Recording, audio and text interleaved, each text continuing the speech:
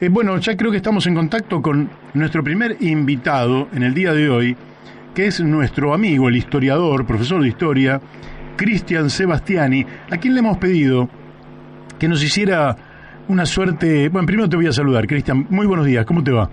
Buenos días, Mario, ¿cómo te va? Saludos para vos, la mesa y la audiencia. Bárbaro. Gracias. Venimos un poquito acelerados en el día de hoy y entonces pasamos, ¡pum!, tenemos que poner el freno, retroceder un poquito y ahora volvemos a meter primera. Cristian, te habíamos pedido a ver si nos hacías algunas reflexiones sobre Néstor Kirchner, cumpliéndose hoy 10 años de su muerte y siendo un día muy significativo. Tengo esta impresión, ya te dejo la palabra, tengo la impresión de que hay exageraciones en ambos lados de la grieta, ¿no? Y me parece que un poco, quizás la tarea es poner las cosas más o menos en su justo lugar, porque nadie tiene nadie es Dios y nadie es la justicia y nadie es juez para determinar dónde está el justo punto a partir del cual se pueda caracterizar a una personalidad como la de Néstor Kirchner, pero tratando de ser lo más equilibrado posible, dentro de todo. Te dejo la palabra, Cristian. Bueno, Mario, sí, así es. Hoy se cumplen 10 años de la muerte del expresidente Néstor Kirchner, pero creo que si vos en el día de hoy estás haciendo un programa y me estás llamando para hablar de esto, y muchos medios, tanto gráficos como televisivos y radiales, están haciendo reseñas sobre su muerte, es también decoroso recordar que estamos hablando de una persona de suma importancia para la política argentina del siglo XX y siglo XXI sobre todo. No estamos haciendo un capricho en recordar solamente a una persona que fue presidente.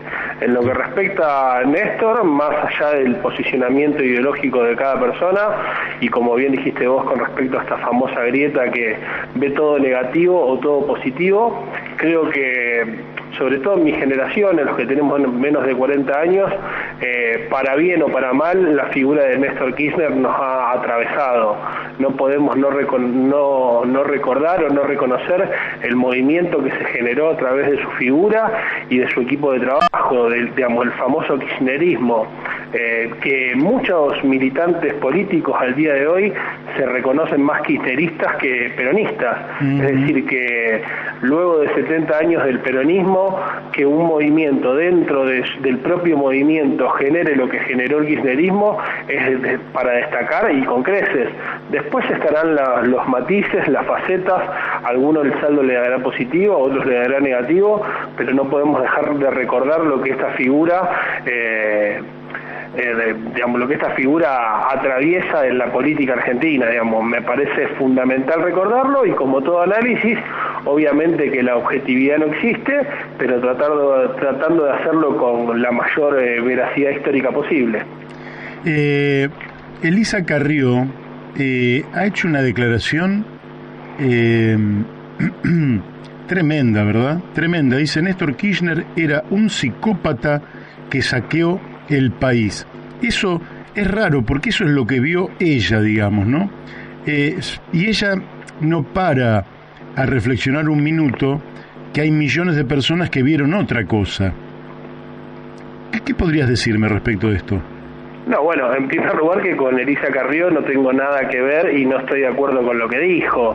Más allá de que no tenga nada que ver, me parece un juicio de valor muy tirado de los pelos y que creo que busca más el impacto mediático que la veracidad. Uno puede estar en desacuerdo con Néstor Kirchner, de hecho yo no soy un militante kirchnerista, pero salir a decir que era un psicópata, un ladrón y todas esas cosas que no solamente Carrió, sino que también otros líderes políticos dicen, me parece desacertado, porque creo que más allá de las diferencias, nosotros acá no estamos recordando a la persona, estamos recordando lo que esta persona generó, y negar que al kirchnerismo, y sobre todo en la figura de Néstor, movió multitudes y masas, es negar la historia, y muy por lo que nosotros no queremos hacer es negar la historia, así que me parece desacertado. No me extraña de una figura como Carrió, que es una figura provocativa, provocadora, y que no hace análisis con un cierto criterio, sino que lo que ella creo que está buscando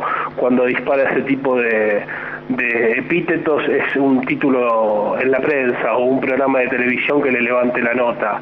No creo que se pueda decir mucho más de esos dichos, aunque uno puede no estar de acuerdo con Néstor Kirchner y posicionarse en contra sin caer en ese tipo de bajezas.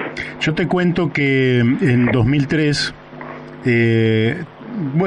por mandato del partido fui candidato a presidente junto a Adrián Camps. Le recuerdo a los oyentes que en el año 2003 solo se eligió la fórmula presidencial, allí el 27 de abril del 2003, en elecciones que se habían ido postergando sucesivamente. Quizás convenga que haga un poquitín de historia. ¿Tenés tiempo? Sí, Cristian? Por supuesto. Bueno, vos sabés que yo fui candidato y hasta yo prácticamente me había olvidado de cómo era posible que hubiera sido candidato o un precandidato, si vos querés, durante tanto tiempo, aunque no hiciera campaña. Así que hace un tiempo tuve que reconstruir cómo había sido la historia. La historia es que el 19 y 20 de diciembre se produce aquella crisis que termina con la renuncia de la Rúa a la presidencia de la Nación.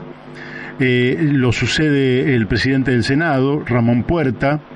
Este dura muy poquitito. Los gobernadores acuerdan que sea Adolfo Rodríguez Sá el presidente, y Adolfo Rodríguez Sá tenía que organizar las elecciones para el día 2 de marzo del 2002, ¿correcto? Es decir, sí, 60 días. Resulta que Adolfo Rodríguez Sá hace un discurso revolucionario que sorprendió a todo el mundo, ¿verdad? Porque todo el mundo lo tenía caracterizado como una familia feudal de San Luis, y de pronto hacía un discurso donde reivindicaba las mejores luchas del pueblo, a las madres de Plaza de Mayo, las grandes revoluciones, en fin, y planteaba la suspensión del pago de la deuda. Entonces, ¿qué ocurrió? El Partido Socialista Auténtico tuvo que hacer en la emergencia una reunión nacional en la cual designó una fórmula que era justamente encabezaba yo. Y después las elecciones, después cae Adolfo Rodríguez Sá y, tras un interregno muy breve de Camaño, asume Eduardo Duhalde. Y Duhalde empieza a estirar, a postergar las elecciones hasta que hasta pensar que podría completar todo el mandato de Fernando de la Rúa. Sin embargo, la muerte de Costecchi y Santillán aceleran esto, vuelven a poner fechas, y la última fecha es la del 27 de abril del 2003. Participando en aquella elección, yo era crítico de Néstor Kirchner por todo lo que se sabía de él respecto a la gobernación de Santa Cruz. Y que es mucho, y que no lo voy a repetir, pero es mucho. Pero el 25 de mayo del 2003, como ex candidato, me invitan a la asunción de Néstor Kirchner en el Congreso. Y allí estaba Fidel Castro, Chávez, en fin, estaban muchos presidentes, no recuerdo todos, tendría que buscarlo para no equivocarme, y digo, bueno, desde el 73 que no veía nada igual, algo está cambiando. Y muchos no se dieron cuenta que algo estaba cambiando, y en el 2005, y ya con esto cierro porque si no, en el 2005 hay que darle el gran mérito de haber organizado una reunión en Mar del Plata donde venía el presidente de los Estados Unidos, George Bush, con el mandato de impulsar el ALCA, es decir, el libre comercio en América Latina, en América, toda América. Y los países de América Latina observaban que nos iban a llevar puesto, que se iban a llevar puestas nuestras industrias, nuestros trabajadores, etcétera, etcétera, y resistieron. Y allí, junto con Chávez y otros presidentes, tuvo una actitud muy digna, que tampoco creo que sea lo único, ni mucho menos, pero me parece que en el balance general tiene un peso específico muy grande aquella reunión de Mar del Plata donde, en la cara del presidente de los Estados Unidos, pudo defender los intereses de la Argentina y de América Latina, ¿no? Totalmente, el famoso ALCA en Mar del Plata. Así es. No, y suscribiendo tus palabras, lo que pasó con la asunción de Néstor en el 2003, como dijiste vos, comparado al 73, con la llegada de Dorticós, presidente de Cuba, y Allende en Chile. Claro. Claramente la política argentina y la política internacional argentina del 2003, si se quiere, hasta hace unos meses, o si se quiere hasta el 2015, mejor dicho, tenía un claro objetivo y un claro desafío de integración del Mercosur y de lo que se conoce como la Patria Grande. Obviamente que Kirchner en ese sentido fue uno de los arquitectos más importantes, de hecho muere siendo el presidente de la UNASUR. Claramente a los que en ese momento no militábamos en la fila del kirchnerismo, cuando veíamos fotos o llegadas o videos de Néstor a los abrazos con Evo, con Lula, con Chávez, con Fidel, con Zelaya o con Mujica o con cualquier mandatario de lo que nosotros decíamos como Patria Grande, nos hacía temblequear. Obviamente que uno no militaba dentro de esas filas, pero tampoco era un necio, un ciego que no quería ver lo que estaba pasando. De hecho, yo creo que una de las contras que tiene analizar a la distancia con el recorte histórico que tiene la presidencia de Néstor, es que a lo mejor si uno hace el recorte solamente de 2003 a 2007, es mucho más positivo que negativo. Si uno lo mete, digamos, lo integra dentro de lo que sería todo el ciclo kirchnerista, aunque él obviamente ya estaba muerto, a lo mejor sale un poco más salpicado. Pero me parece que si analizamos fríamente lo que fue su gobierno, me parece que en lo personal, de hecho yo no militaba, pero fue en el momento que más cerca y más contenido estuve en la política nacional. Recuerdo el famoso debate de la ley de medios, él ya no estaba como presidente, pero el primer año o el segundo año del gobierno de Cristina con la famosa 125, debates que duraban hasta la madrugada, que nos tenían en vilos a todos los que pensamos y creemos en los sectores y movimientos populares. Negar eso es negar la realidad. Uno puede, como dije al principio, ubicarse y criticar desde el lado que más le guste o más le convenga, pero negar lo que Néstor en su figura movilizó es realmente de un necio.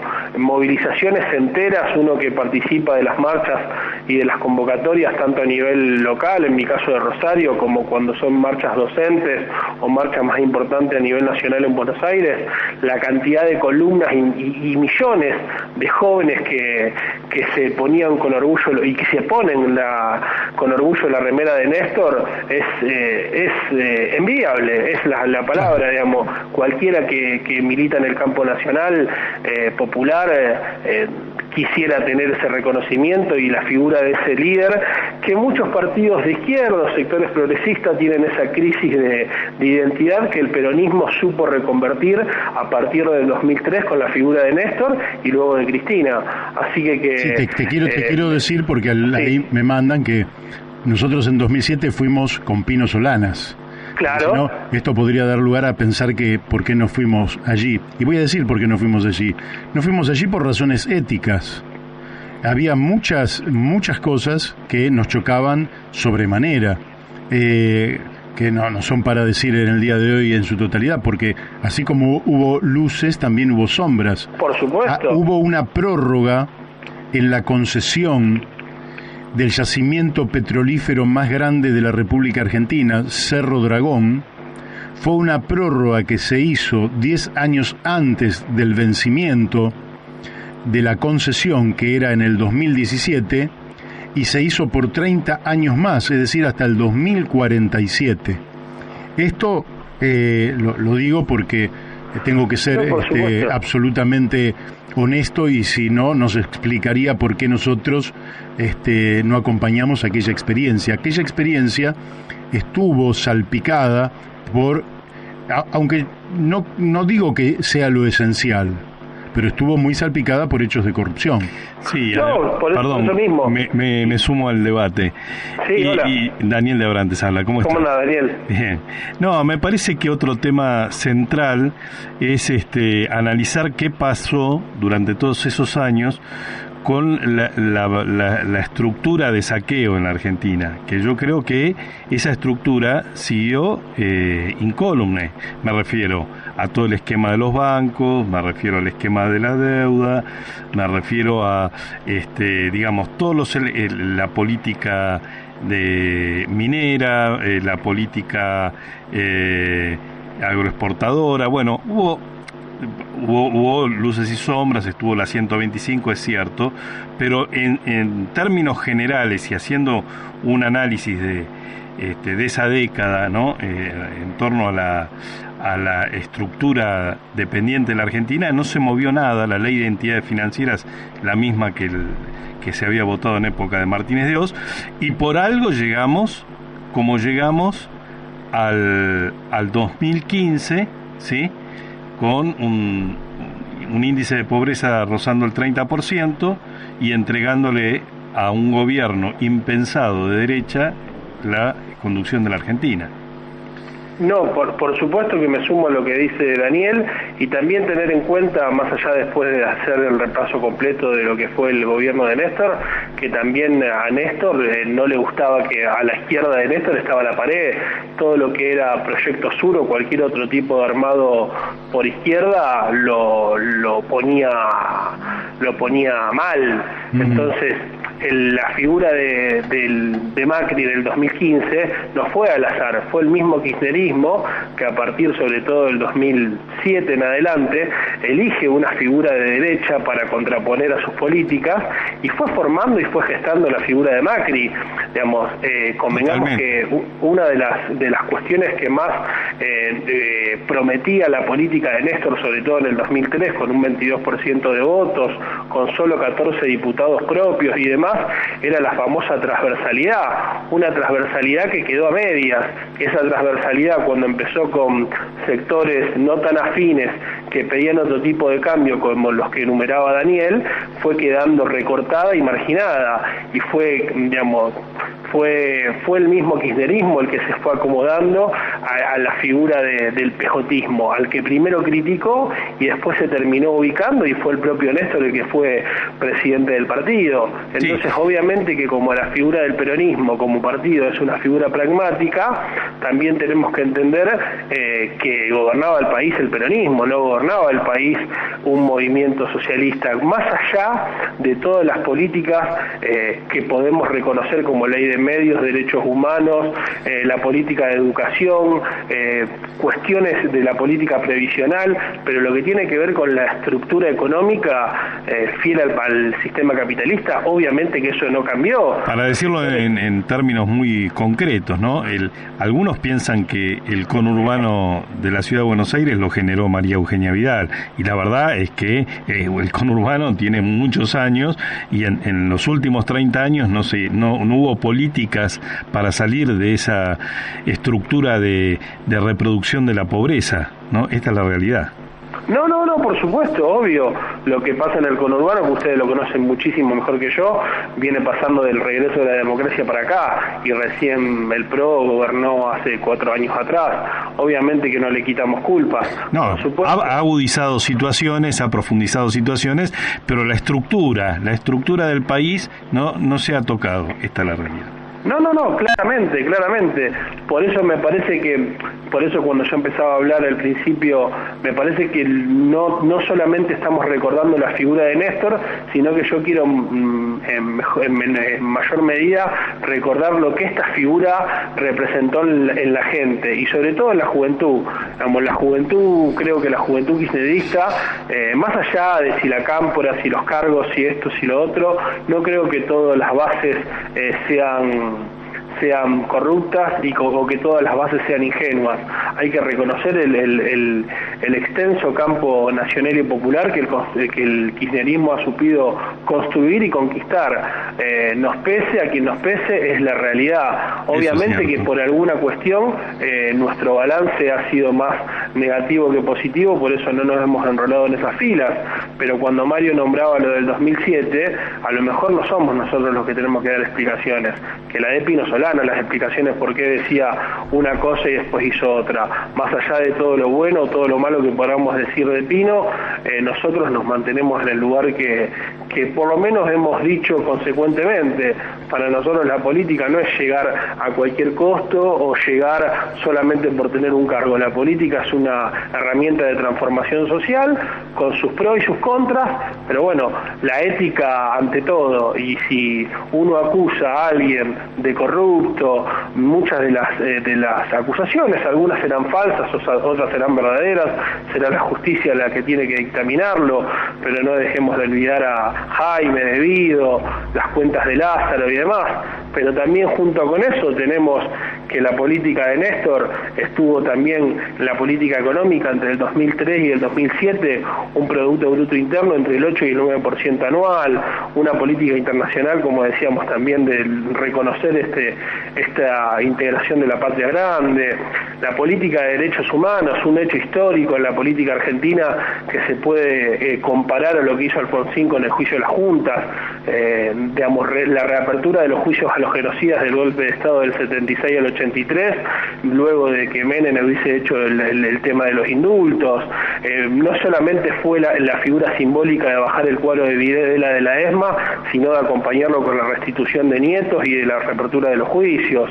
En lo que tiene que ver conmigo, que yo soy docente, la ley de educación, la 26.206 fue un antes y un después, extiende la obligatoriedad de la escuela a la secundaria, los profesorados pasan como mínimo cada carrera de 4 años, la famosa ley de educación de la ESI, educación integral, educación sexual integral, que aunque queda mucho por recorrer, también fue bajo el gobierno de él en el que se impuso. La política previsional, muchos jubilados se pudieron jubilar en esa época. La política social, con Alicia Kirchner, la cual también estuvo tildada de corrupta y hay muchas cuentas que no le cierran. Bueno, es parte de lo que es la política argentina. Lo que ya dije, el tema de la discusión de ley de medios, si queremos meternos ahí, también sabemos que 2003, 2004, las mejores tapas del diario Clarín se las regalaba a Néstor, y después de ese famoso ¿qué te pasa, Clarín estás nervioso?, empezó una guerra sin igual contra el monopolio más grande de los medios de la Argentina. Sí, cuando en 2005 le había prorrogado todas las concesiones por 10 años. Telefónica, exactamente, digamos, por eso, bueno, son los matices y los pros y los contras, los luces y oscuridades que genera un gobierno, sobre todo un gobierno peronista, pero bueno, según de qué lado nos posicionemos le vamos a encontrar mayor luces o mayor sombras. Yo creo que no podemos dejar de reconocer lo que Néstor fue para la juventud y para muchos sectores que realmente valen la pena de este país. Y también uno tambalea cuando ciertos sectores, como la rural, como algunos sectores de medios o sectores de poder, también eligen al kirchnerismo para pegarle y ponerlo como ese famoso populismo de izquierda, demonizarlo y demás. Uno dice, bueno, pero si son ellos los que están en contra, a lo mejor estoy equivocado yo. Y después cuando uno ve y analiza ciertas cuestiones, se va dando cuenta que no están así. Pero bueno, lo que creo que es importante a la reflexión de 10 años de la muerte de Néstor es esto, es reflexionar. Si uno se queda que Néstor fue el santo de la espada y no hizo nada mal, bueno, allá es la persona que quiere hacer ese análisis, y el que quiere pensar como Carrió, que fue no me acuerdo cómo lo calificó. Psicópata, ladrón. No, lo de Carrió yo creo que, bueno, hola. Amigo, se nos cortó. Mira vos. Bueno, ahí, bueno, está bien, es decir, luces y sombras. Efectivamente, yo creo que el de los últimos años, sin lugar a dudas, el mejor periodo de gobierno fue el 2003-2007. Sin duda, por eso te marcaba lo del... Te habíamos perdido. Lo del PBI.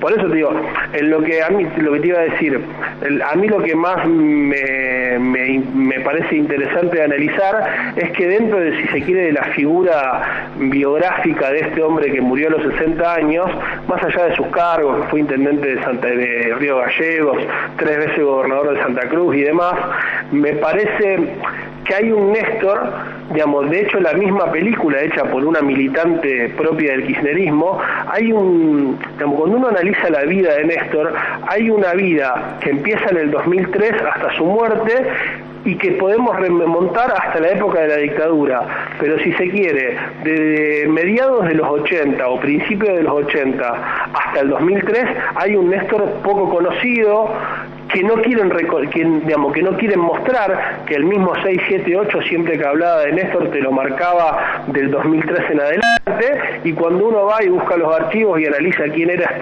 este gobernador de Santa Cruz, que en el 2003 se hizo conocido por ser parecido a Tristán, porque nadie en la política nacional lo conocía, bueno, se va enterando de algunas cosas y bueno, van apareciendo algunos personajes que lo han acompañado hasta su figura presidencial. Será ese claroscuro, a mi entender, el más importante que tiene la figura de Néstor. Del 2003 a la mitad de la década del 80, me parece que hay un Néstor que cierra bastante poco en la figura de líder popular, de líder progresista, 12 años de gobernador sin mover una sola causa de derechos humanos en su provincia y demás. Pero eso no invalida a toda la política que él gestó como presidente. ¿Habrá sido pragmático o no? No lo sé. La realidad es que lo hizo y no podemos negar que la política de derechos humanos o la política internacional del kirchnerismo o la misma política económica de estos primeros años fue muy buena, o por lo menos a mí me cierra. Entonces todo este panorama es lo que hace una figura tan importante y por eso la estamos analizando. Si hubiese sido una figura más, no me hubiesen llamado y no hubiésemos hecho un programa, y ninguna editorial de todas las que está dando vuelta hoy en los medios tendría el sentido de existir. Así es. Así es. Bueno, Cristian, te agradecemos muchísimo esta participación aquí en La Brújula. Has dado un semblante todo lo equilibrado que se puede en pocos minutos y lógicamente que recordamos todos a quien fuera un presidente de la Argentina y siempre con el respeto debido, ¿no? Nosotros, el respeto debido me salió feo esa frase. Sí. Con el respeto correspondiente. Exactamente. Bueno. Y también recordando que sí, dentro del periodo democrático, junto con Alfonsín, son las cosas que, con sus claros y sus sombras, ambos mandatarios, es lo más rescatable que... Sí, totalmente. Ha la democracia en estos últimos años. Totalmente. Se le puede reprochar que acompañó a Menem, que en el 95 dijo que era el mejor presidente de la Argentina, pero dejemos todo esto ya en el pasado. ¿Leíste la carta de Cristina? Todavía no. La tengo apuntada, pero todavía no la leí. Bueno, te la recomiendo en todo caso. Sí, la tengo que me apareció ahí en las notas, pero todavía no tuve tiempo. Es sumamente interesante, es una buena carta. Pero desde mi punto de vista, esto que señalaba Daniel hoy, ¿no? Argentina fue estructurando todos los mecanismos del saqueo habidos y por haber, y por eso las crisis que tenemos, y por eso los pobres, por eso los indigentes, por eso los jubilados, por eso los salarios por el piso, porque hay una estructura de saqueo sobre la cual después vamos a hablar un poco nosotros. Y Cristina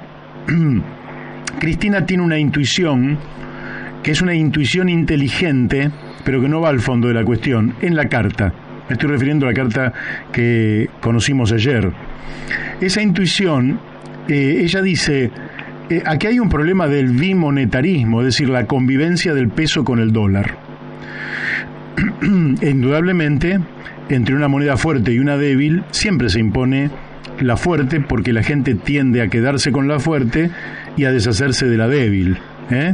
Hay canciones en esto antiguas, incluso de amor, que señalan este fenómeno donde la moneda falsa va de mano en mano y ninguno se la queda, porque es la moneda falsa. En cambio se quedan con la moneda buena, la moneda fuerte. Pero esta intuición de Cristina, y ella dice, no puede ser que ocurriera con mi gobierno y porque decían que yo hablaba mucho, que yo esto, que yo aquello, que era agresiva, que era vengativa, que era rencorosa, que usaba las cadenas nacionales, y tenía un cepo de $2.500. Pero después ocurrió con alguien que era totalmente contrario en su forma de ser y de pensar, y también le ocurrió. Y ahora resulta que nosotros volvemos, que el peronismo vuelve al gobierno el 10 de diciembre del 2019, con una persona que es bien distinta a mí, que me criticó, etcétera, etcétera, y sin embargo le vuelve a ocurrir.